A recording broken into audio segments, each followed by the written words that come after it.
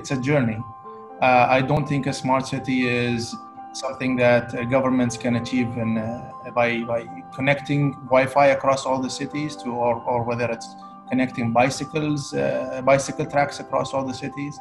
I think it's a journey in which communities develop over time and a connection between the people and the government. Smart cities need to bring people closer to government. Smart cities needs to make equity as its core value add so that people are not excluded based on race, religion, economic status.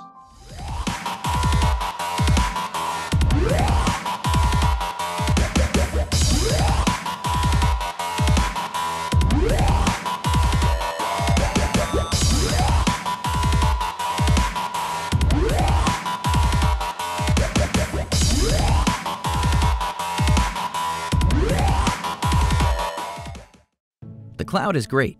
It solves a lot of real-world problems, but it's not just one cloud anymore. Public clouds, private clouds, edge clouds.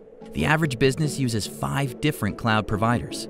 It's become chaotic and complex, with unpredictable costs, inconsistent security, multiple management tools, and different formats for workloads that span cloud platforms and providers. But it doesn't have to be that way. The Dell Technologies Cloud, powered by VMware, can be the one constant across your clouds. It brings consistent infrastructure and operations to your multi-cloud environment, so you can choose the right cloud for each application. A public cloud that lets you easily tap into services, a private cloud that's fully under your control, or the edge with cloud as a service. With a true hybrid cloud experience, your business becomes more agile with simple workload migration and easy onboarding for new assets. Your teams get to market faster. With simplified operations and automated processes, you reduce risk and strengthen your security profile. And with Dell Technologies Cloud, you have flexible consumption options, reducing your total cost of ownership. Like it or not, the business world often requires many clouds. Now, that's easier than ever, with consistent infrastructure, operations, and services across all your clouds. You get the cloud without the chaos. The Dell Technologies Cloud. COVID-19 has further illustrated impact on climate with reduced traffic and underscored that urgency too. We've gathered today global experts to present a thought-provoking discussion on how advanced technologies are converging to transform traditional practices, especially in agriculture and urbanization. Moderating today's amazing panel is Professor Solomon Darwin of UC Berkeley, is also the Executive Director of Garwood Center, where he's done much work on smart cities and smart villages as well, including writing a couple of very interesting books, how to think like a CEO of a planet and how to create smart villages. Take it, Solomon.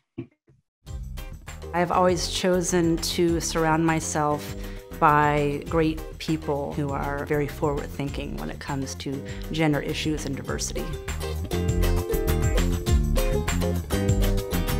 I think diversity is a key and central element of any environment, and I've never been in an environment where diversity doesn't lead to a better place.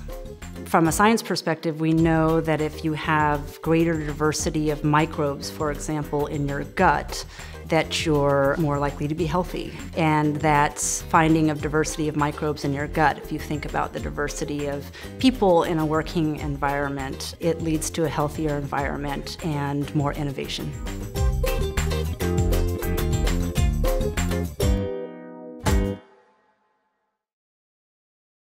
Hi, everyone. We have an amazing panel, and let me first start off by asking everyone a few questions, but in the way of answering the first question as to what is a smart city, if they could briefly introduce themselves.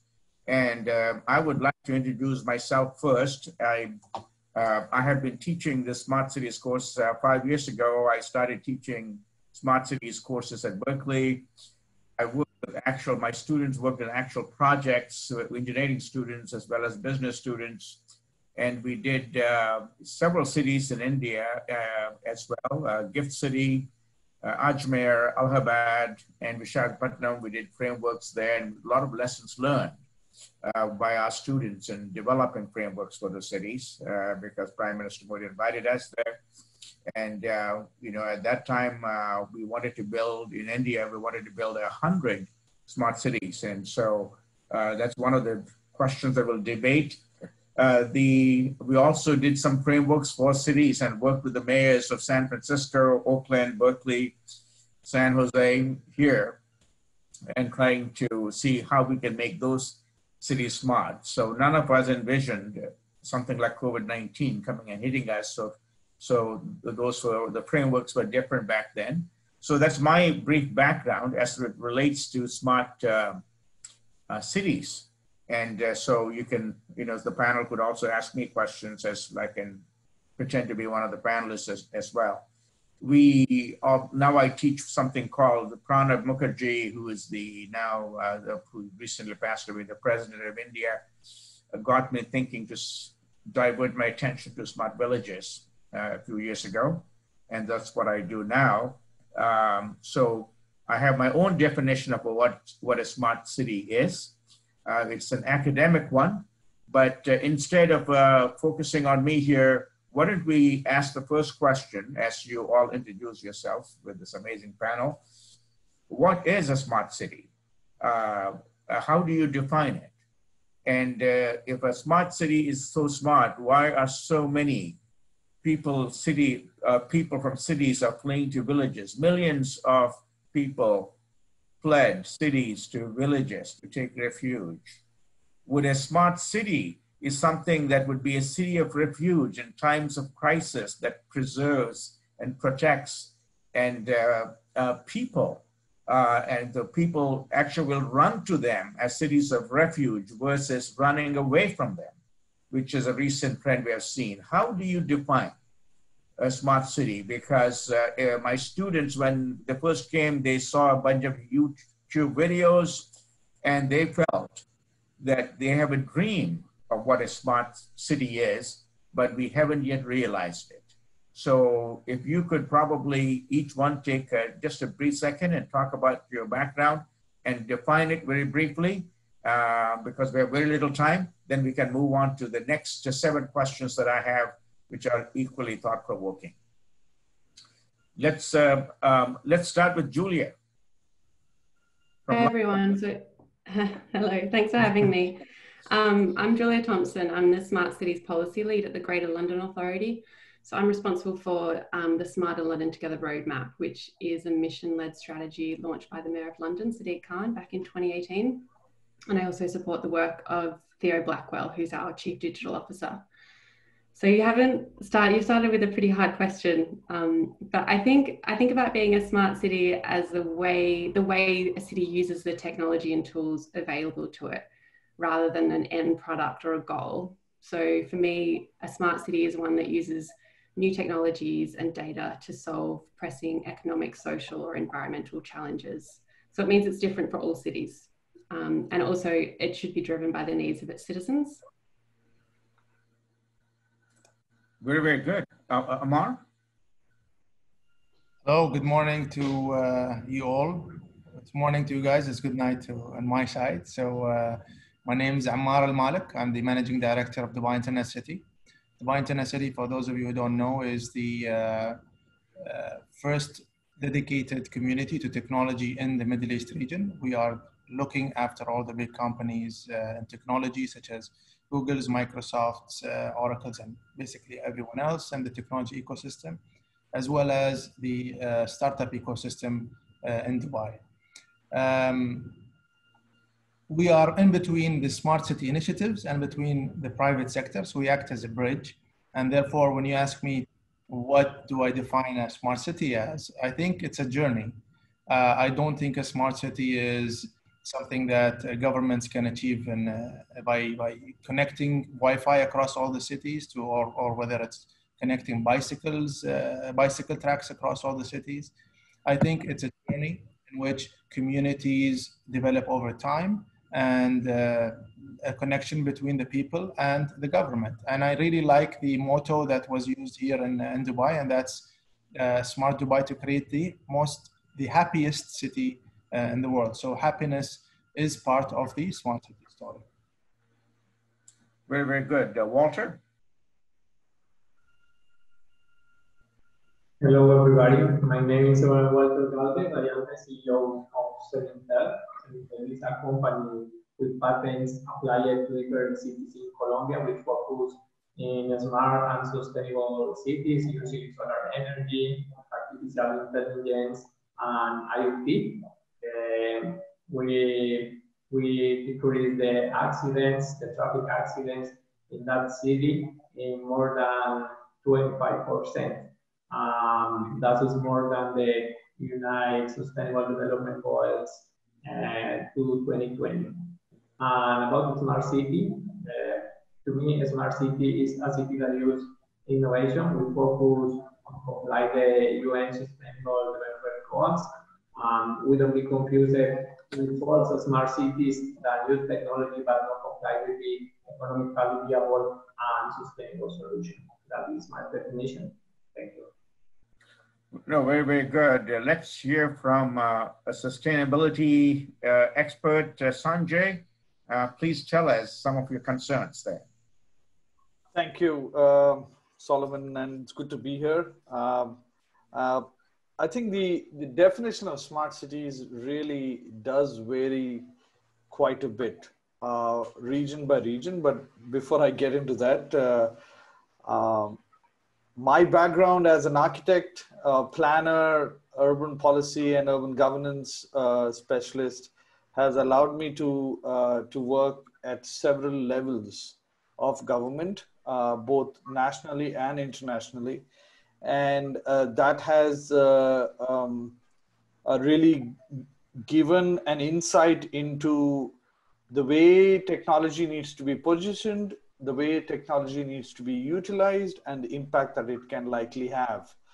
And as my most recent post as a regional director for C40 cities, I manage the region from Israel to Bangladesh, so all of Middle East and South Asia. I've worked very closely with the Executive Council in Dubai and in cities like Jordan and Karachi, and cities in India and Bangladesh. And my current role as the advisor to the Urban Movement Innovation Fund, which is really looking at mobility from creating a movement of taking it towards sustainability and electric mobility rather than fossil fuel-based transport systems. That's been my current work. In terms of your question on how do we define smart cities, I think the three pillars of the smart cities that I think, at least from the perspective of the South Asian context, is that smart cities need to bring people closer to government. Smart cities needs to make equity as its core value add, so that people are not excluded based on race, religion, economic status, or where they are in terms of their starting point. And the third piece of smart city is that it should be convenient for the people to be able to engage with the government, not having to show up in their offices. While you need the government to be closer to the citizens, but you don't need the citizens to show up at government counters for services or for issues that they're having on a day-to-day basis, because this is exactly where some of the technologies need to come in India. So I'll talk about a little bit about the work that we've done in the subsequent questions. Thank you. No, very, very good. The next question is, how do you build one of these smart cities? And is there one in existence where people say that truly is a smart city and I would like to go and live there because my life is so much simpler, it saves me time, I don't have many risks, everything is so convenient and it doesn't cost very much. Is there a smart city out there really? We have seen all these wonderful dream pictures and my students dream a lot.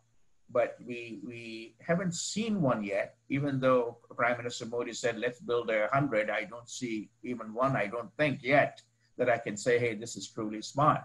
To me, this is my definition to the students of what a smart city is, and tell me if you see one of these. I believe a smart city has to use its balance sheet very effectively, needs to know what resources it has.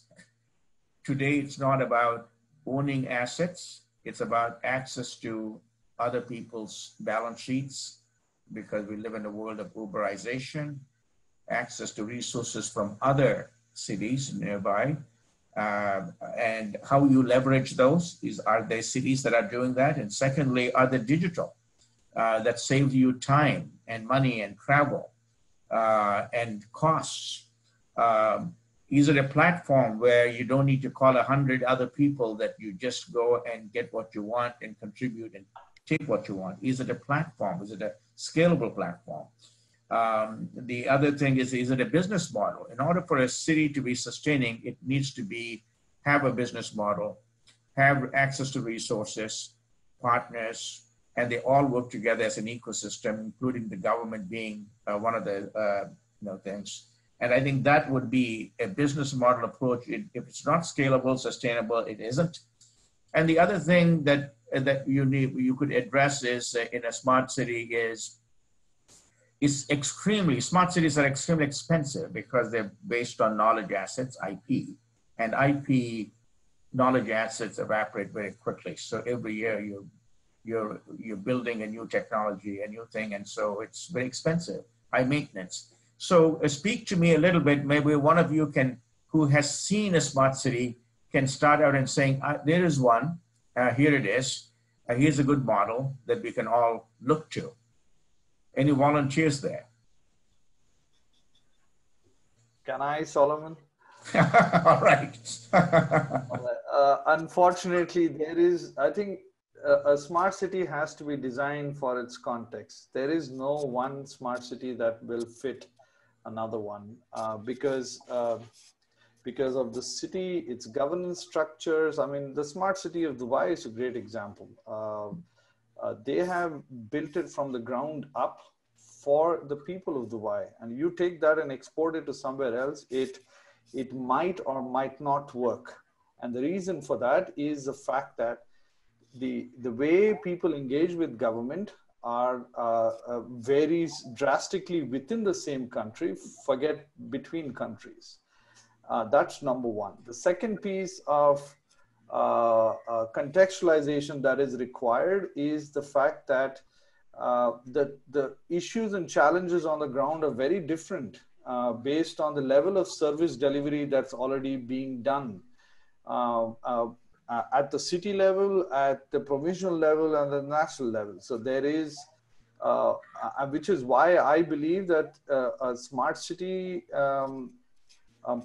probably I will rephrase your question. Is there a smart city for each context? Maybe might be a better way to look at it, because even on the smart city journey, if you look at cities, they are on different starting points.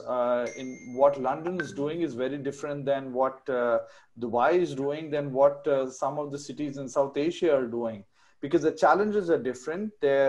Their capacity levels are different. Their ability to understand urban challenges are different. And therefore, the solutions also have to be contextualized. It does not matter whether the technology is the same. The way you apply the technology is what will make a difference of whether a smart city is successful and whether it can be built for the people who are trying to, who live in that city. So let me stop there. Let me ask Amar a question, because Amar lives in a place where the government is very supportive of this thing, and it's easy to do things there. But in a democracy like India, where you have to, when you lay a road through, you have to go through so many bureaucratic areas. I'm sure it's the same way in London too, when you have a lot of people's voices need to be heard.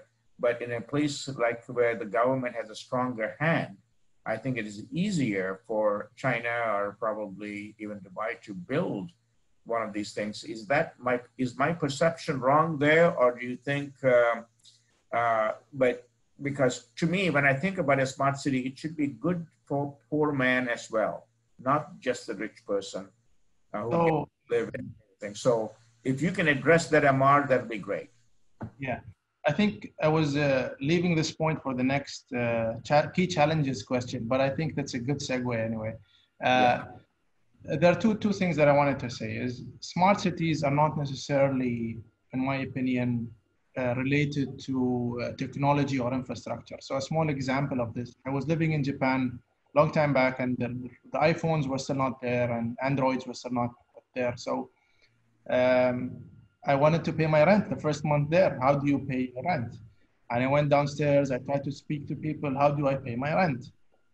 The guys there pointed to the end of the road and told me, go to the grocery store and pay your rent at the grocery store. And for somebody coming from Dubai, that was completely something new. You usually go to the landlord and pay your rent to the landlord, not to the grocer.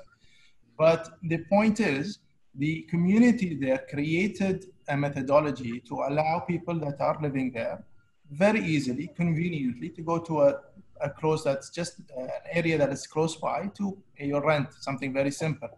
So you didn't need Wi-Fi technologies or you didn't need fiber optics for this, but as a citizen, my life was much easier. So this is a small example on do smart cities really exist? And I do agree with what Sanjay just mentioned, is that it depends where you're living and where you are in this journey that's probably never going to end. I don't think you're going to find a smart city endpoint. Now, to answer your question, very interesting to say that if His Highness Sheikh Mohammed did not mandate government organizations to transform its government services within 2 years, that was, I think it was 2010 or 11, somewhere around there, that they have 2 years to transform all their government services for the citizens online. Otherwise, we're going to have a farewell party for them after 2 years. So this completely changed the inertia that is in government, and we have to accept that there is inertia everywhere around the world in government entities, and people take it easier in these situations. But when you don't have a choice, it becomes a catalyst.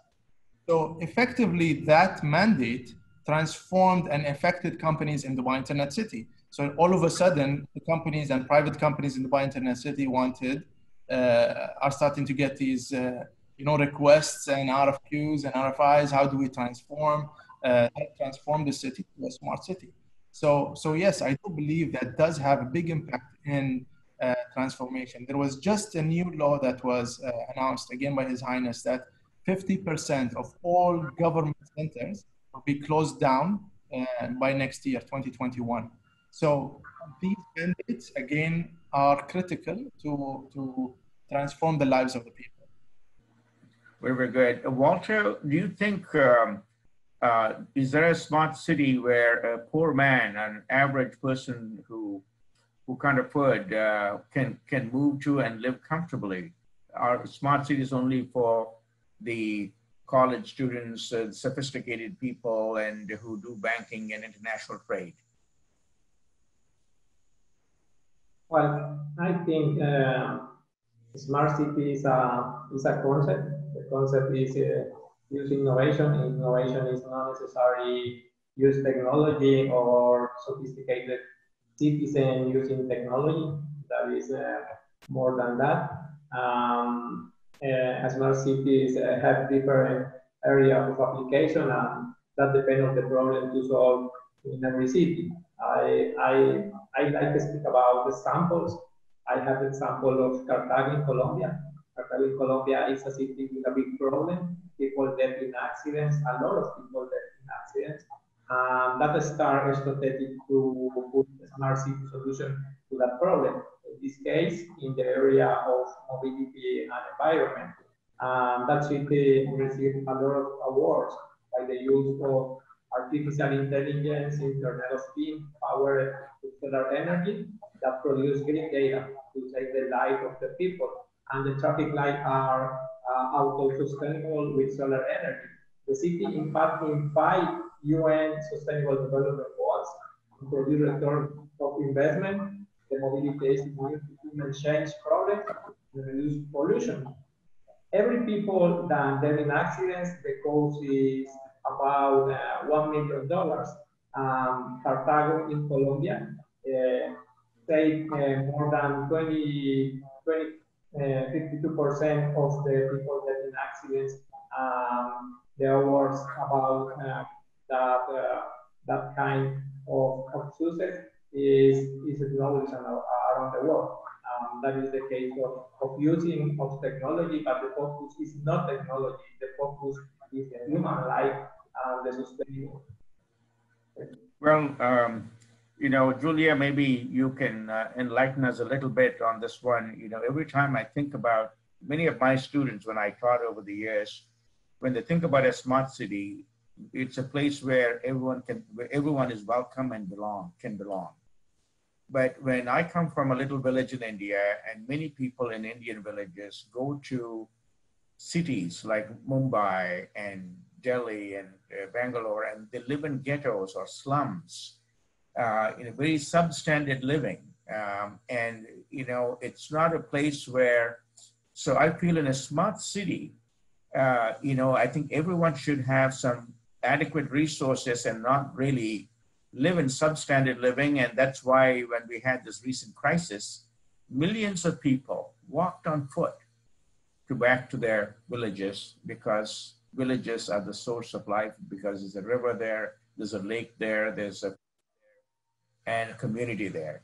So speak to us a little bit about, because you come from the great city of London there, an ancient place that has now it's empowered with technology. Can you address that as you envision the future? So I agree with what Sanjay and Amar said about there's not kind of one truly smart city, and I think London was recently voted as the smartest city in the world from the IESE based on a number of factors. I think that London has lots of elements that are smart, and that's depending on our priorities. So one of the mayor's priorities is to improve the air quality for London, particularly because it particularly affects people in lower income areas. So I think we've developed solutions to address that specific problem. So we've got the ultra low emission zones, which restricts high polluting vehicles from the centre of London, and there's plans to expand that. And I think addressing this one issue allowed us to build a lot of different programs and policies on that. So we also are developing an air quality forecasting tool for the Alan Turing Institute, so people can make more informed decisions about their commutes or their routes to school or work. We're looking at, and through that we can implement like the healthy streets approach through the Transport for London.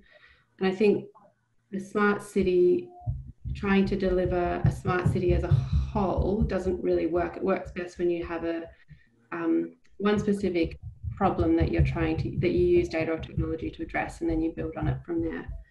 And I would definitely agree that it needs to be citizens led, and you need to consider the impact to all members of your community if you're deploying new technology.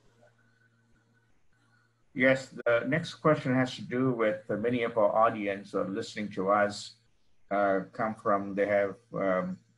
entrepreneurs, and some of them are large businesses that are looking for opportunities to invest in the smart cities of the future. And since all of you got your feet wet, what are some of those opportunities that young entrepreneurs have, as well as large companies? And as you address that question, also think about, are smart cities scalable and sustainable in a way that, like other businesses, or we run into roadblocks in the terms of scaling and sustaining because we're ever learning, because it is a knowledge-based scaling versus organic scaling. So speak to us a little bit about if you were to speaking to a group of business people, consultants, and startups that want to really looking for opportunities. And I think any one of you can go first, but be brief so that everyone has a chance.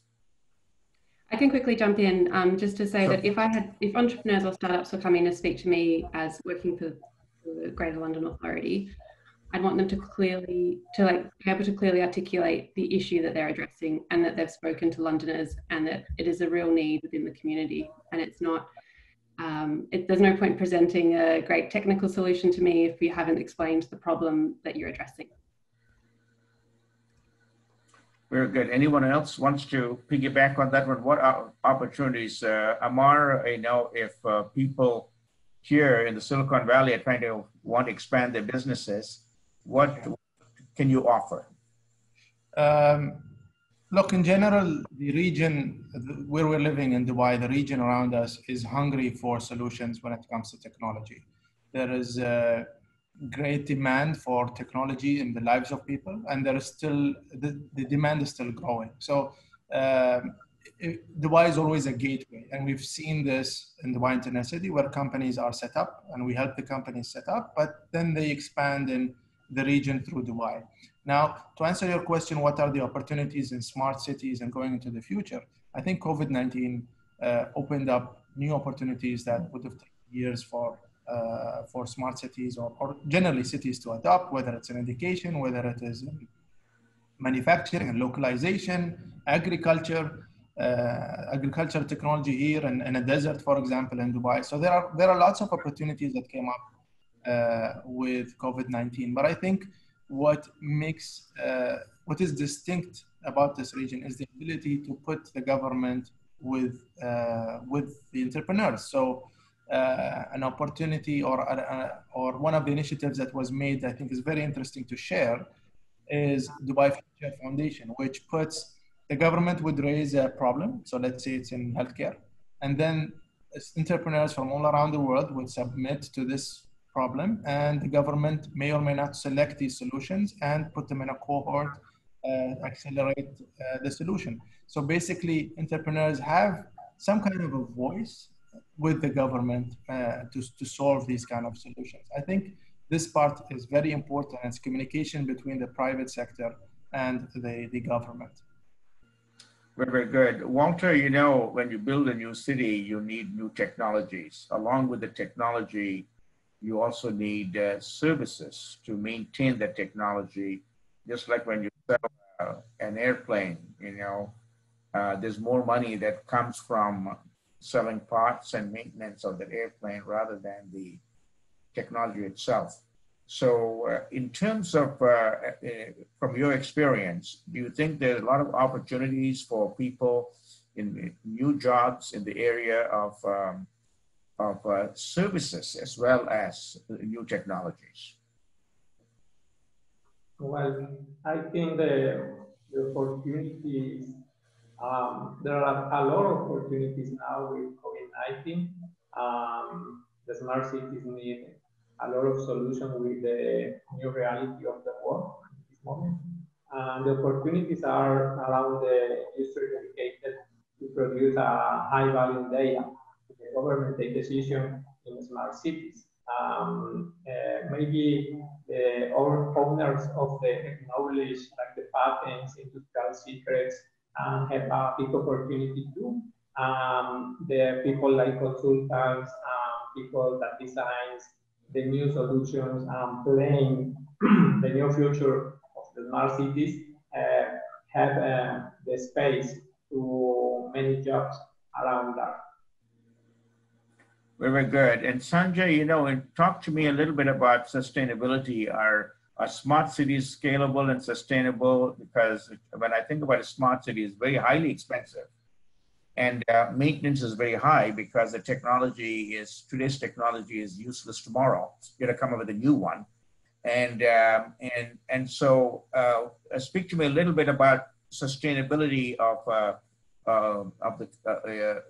especially how do you keep up with this very high maintenance? The more technology you have, the more disruptions you have in continuity, and can I know some rich countries can afford these, but do you think in a country like India, can we maintain these? Are they sustainable and scalable? So thank you, Solomon, for the question. I think the fundamental requirement of a smart city is that whatever solutions are proposed using technology is only strengthening the public engagement and public trust in what is being deployed. Because without that, you simply cannot scale it at a city level. That is the core of how the smart city strategy is envisioned and should be deployed. That's number one. The environmental sustainability of it, again, goes back to this first point that I made, because unless people are consulted and they are bought into what is being proposed to deal with current urban challenges, it could be on air quality. I mean, look at the ULEZ project in London. It is primarily an air quality project, which started off in ways that it became a congestion zone, and then it became a no emission or a low emission zone, and then a zero emission zone. It is in subsequent levels of improvement and deployment that technology has played a role. And that is where I think the way for entrepreneurs to invest in smart city technologies is to help the government and stand shoulder to shoulder with them in finding the solutions, because government cannot be expected to deliver all solutions, and the people have to step forward with innovation, with ways to help develop technologies. And that goes to your question on cost, right? Because if a government selects a particular technology without the crowdsourcing of innovation that comes from the communities, they will always be behind. And I think that is where we have seen in some of the cities, at least here in India. I was involved in drafting the competition guidelines for the Smart Cities mission. And what was really interesting is the smaller cities actually did better than the bigger cities in India in terms of conceptualizing ideas. So small necessarily does not mean that they don't have good ideas. And small cities does not mean that they don't have capacity. It also means that they have the ability to innovate. And the way we innovate is by augmenting the capacity gaps using technology, by having a very deliberate, consultative, and exhaustive process of getting people on board, and finally having civil society organizations and the entrepreneurs are part of that technology, and bringing the businesses of that city along. Because at the end of the day, when the city succeeds, businesses succeed. When businesses succeed, people like to live in those cities. And I think that's where the re-envisioning, and these are some of the learnings of the 100 Smart Cities mission, for example, which goes back to your very first question. Why are we not seeing a successful smart city being implemented in India? Because and these are some of the learnings that we need to bring and allow the entrepreneurs to be able to play that role, where the government becomes a facilitator rather than a service provider, which has always been the conventional role of government. Right. So let me stop there. I can go on and on, but no, that's good, Sanjay. I think you hit it right on the head. When you're a leopard, you're more agile. You can adapt. You can jump. You can take a U-turn.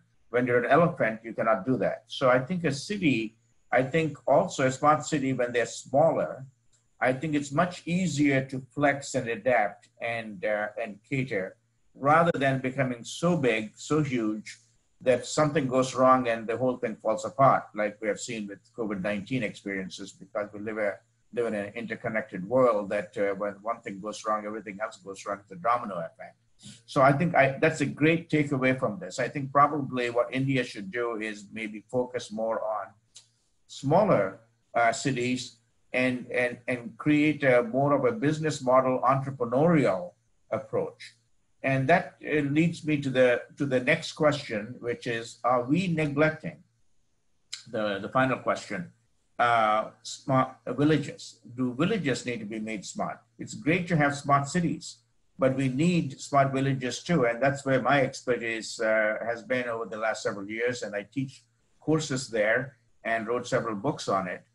The reason being the smart villages do not take many resources. It's making, the way we define smart villages at Berkeley is a community empowered with digital technology.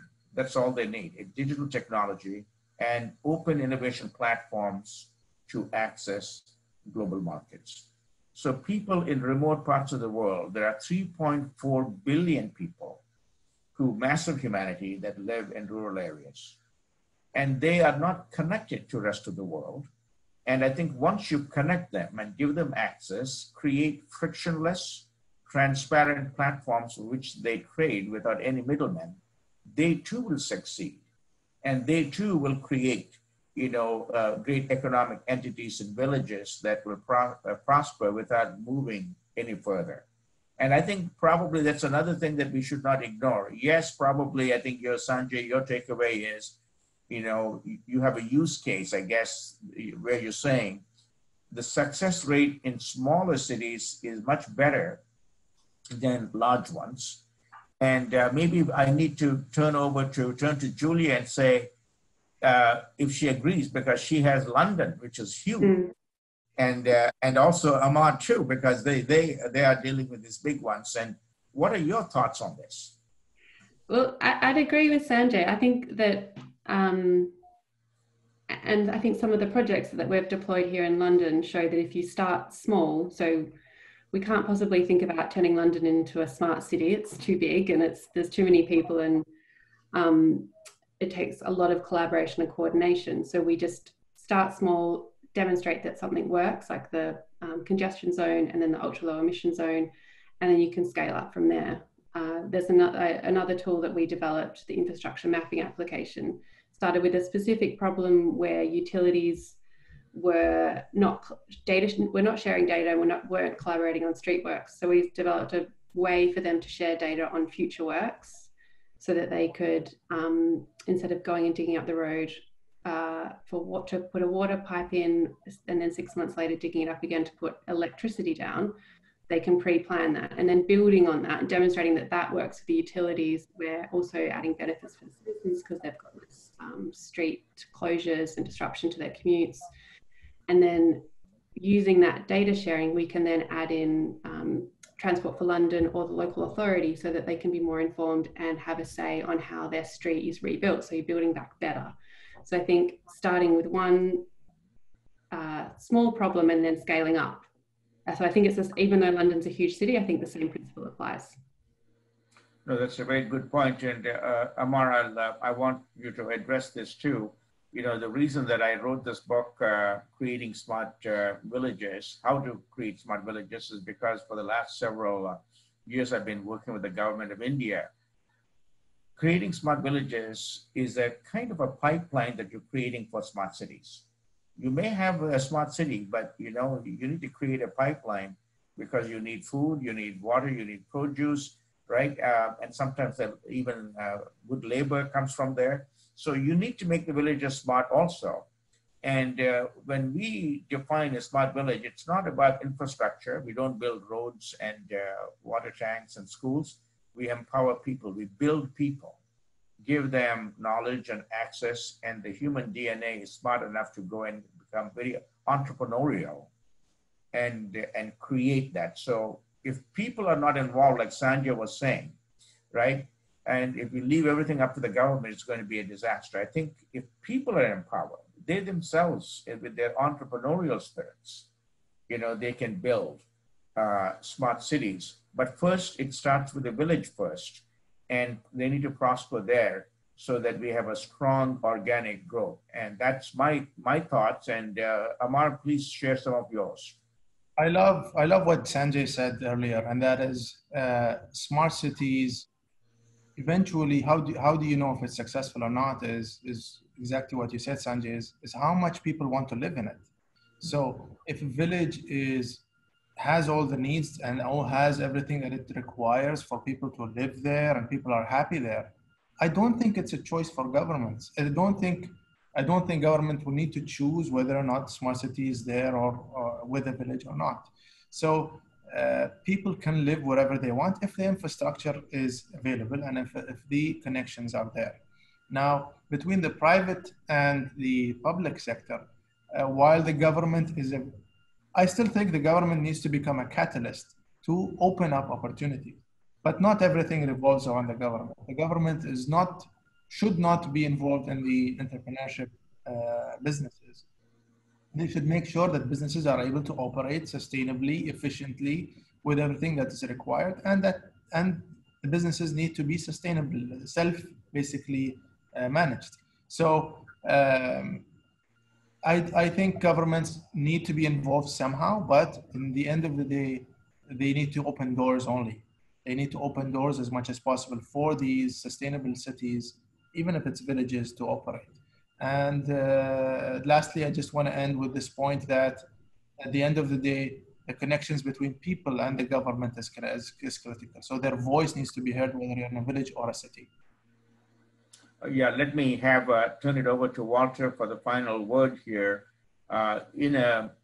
Smart cities also need an ecosystem. That ecosystem should include the government, because as Amar was saying, as a catalyst, but it also needs to include knowledge creators, which I call universities. You know, the reason that Silicon Valley is so successful is because we have two great universities right here, Stanford and Berkeley, whose all that knowledge went into creating companies. And I think that's a good model for cities too. So what are your thoughts there, Walter? And then we'll turn it over to Sada here.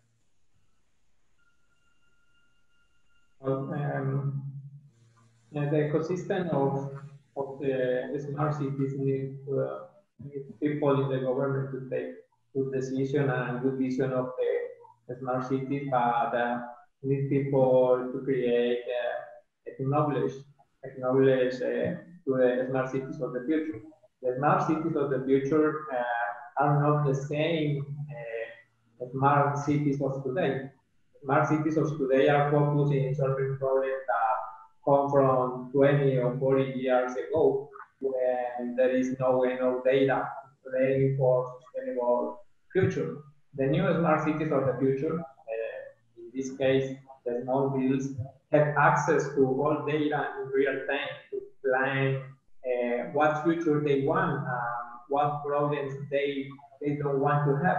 That is prediction, prevention. And in these new ecosystems, the small villas have all probability to develop a new smart business and smart cities of the future, integrated government, entrepreneur, and citizens around the one common objective: the life, good life, quality life, and good environment, and sustainable. Well, very, very good. It has been. I wish I could spend an afternoon with all of you and having coffee and exchange all of the lessons. But I think the time has come to an end, so I'll turn it over to our moderator. Thank you for a fantastic panel and moderating that, Solomon. While inspiring us with your vision, thank you also for grounding us in reality, because smart cities are happening. I can hear it and I can feel it. It's no longer a snazzy buzzword anymore. Solomon, thank you so much. And the panelists, Julia, Walter, Amar, and Sanjay, thank you so much for a very exciting panel. Appreciate it.